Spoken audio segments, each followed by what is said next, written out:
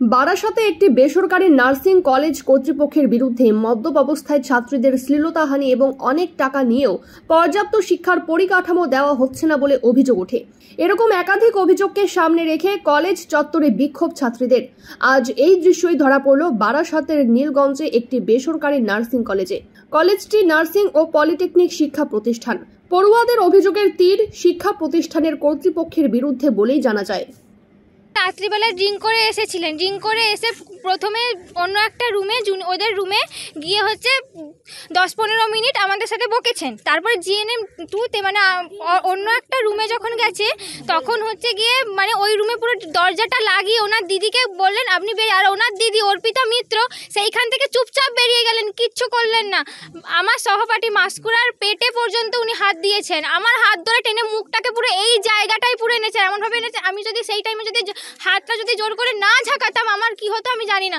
আর continuously আমরা যত পিছোচ্ছি উনি আমাদের দিকে এগিয়ে আসছেন, এইভাবে উনি মানে বুকের কাছে বুক এনে এমনকি মুখ নিচু করে থাকলে পুরো এইভাবে পুরো দেখে আমাদের সাথে কথা বলছিল। আপনি কতদিন ধরে এখানে পড়ছেন?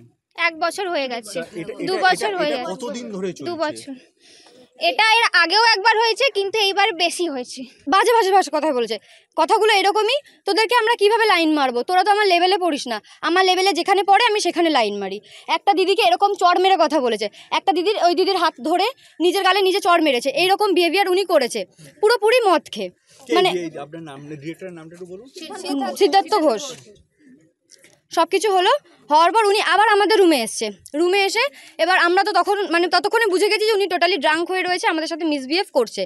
এবার ওর চেস্টের কাছে মুখ নিয়ে এসে এইভাবে দাঁড়িয়ে বলছে না আমি তোর এই জায়গায় আছি, এবার তুই কি বলবি বল, তোর আমি এইখানে দাঁড়িয়ে কথা বলছি, তুই কি বলবি বল। জাস্ট চেস্ট লেভেলে দাঁড়িয়ে উনি, আমি মানছি ওনার খারাপ মতলব নেই, উনি আসবেনটা কেন অত রাত্রিবেলা বিনা ইনফরমেশনে ওরকম বিহেভিয়ার করবে কেন? অর্ধেক জনের রেজিস্ট্রেশন হয়েছে, অর্ধেক জনের রেজিস্ট্রেশন হয়নি। যাদের রেজিস্ট্রেশন হয়নি তারা জেমপাস দেয়নি। তখন বলা হয়েছে যে 12,000 টাকা করে টাকা দিয়ে তবে গিয়ে তোদের রেজিস্ট্রেশনটা হবে। তারপরে আমরা যখন বলি যে না আমরা 12,000 টাকা করে দেবো না, আমাদের যদি হয় তো এমনিতে হবে, নাহলে আমরা কলেজ ছেড়ে দেবো। তারপরে বলা হয় যে কেন, তারপরে বলা হয় যে না এরকম কোনো হবে না, তোমরা আবার ইরেগুলার ব্যাচ করে হবে, ইরেগুলার ব্যাচ হবে। তারপরে বলা হয়েছে যে তোমাদের ইরেগুলার ব্যাচের মধ্যে জুলাই মাসে এরকম টাইপের পরীক্ষা হবে। তারপরে যখন বলা হয় যে না হলো না, তারপরে বললো যে টাকা ওরা তো চলে গেল, তারপরে ওখান থেকে টাকা ফেরত দেয়নি, ওদের এখনো টাকা ফেরত দেয়নি।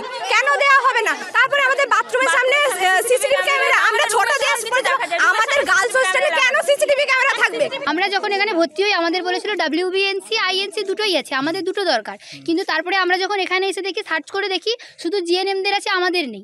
আমাদের পুরো নিডস অনুযায়ী আমাদের কোনো হসপিটাল নেই। আমাদের যে ক্যান্সার রোগ আমরা যা পড়ি তা অনুযায়ী আমরা আজ পর্যন্ত একটাও রুগীই দেখিনি, ক্যান্সার রুগী। আমাদেরকে বলা হয়েছিল আমাদের অনেক স্টুডেন্ট ভর্তি হয়েছে, সিট ভর্তি হয়েছে। এখানে এসে দেখি যে ফার্স্ট ভর্তি হয়েছিল তাকেও বলা হয়েছে যে 12 জন ভর্তি হয়েছে, যে 12 জনে ভর্তি হয়েছে তাকেও বলা হয়েছে 12 জন ভর্তি হয়েছে। এসে দেখি আমরা 6 জন কি 7 জন আছি। এরকম কোনো ঘটনা এতদিনের ইনস্টিটিউশনে হয়নি। এখানে জুম করে দেখে এরম বলে কেউ হয় না, এটা অনেক দিনকার প্রতিষ্ঠান, আমাদের অনেক কষ্টের করা এই কলেজ। আমরা এটা স্বাভাবিক ব্যাপার, কেউ চাইবে না নিজের কলেজ কখনো নিজে কেউ নষ্ট করুক।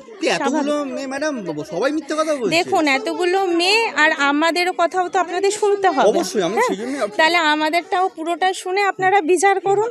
এর বাইরে তো আমার কিছু বলার নেই এরম ভুলভাল কথাতে, তো আমাদের কথাটা পুরোটা শুনেও বিচার করুন। আমি ওপরে যাব, ওপরে এসছেন অনেকে, আপনারা যদি যেতে চান যেতে পারেন আমার সাথে। সমস্ত যে অভিযোগটা উঠছে সেটা কি অস্বীকার করছেন? হ্যাঁ এই সমস্ত অবশ্যই অস্বীকার করছি। মানে একটা দুটো বিষয় না, একাধিক মানুষ অভিযোগ করছে, একাধিক মেয়ে অভিযোগ করছে। দেখুন আজকে দেখুন এই প্রতিষ্ঠানটা, আমাদের এই প্রতিষ্ঠানটা তো অনেক দিনকার, তো আজকে হঠাৎ করে এই অভিযোগ এতদিন এলো হঠাৎ করে, এর আগে হলো না। প্রত্যেকটা জিনিসে মেয়েরা ইনভলভ। না এর আগে তো অভিযোগ এরকম আসেনি।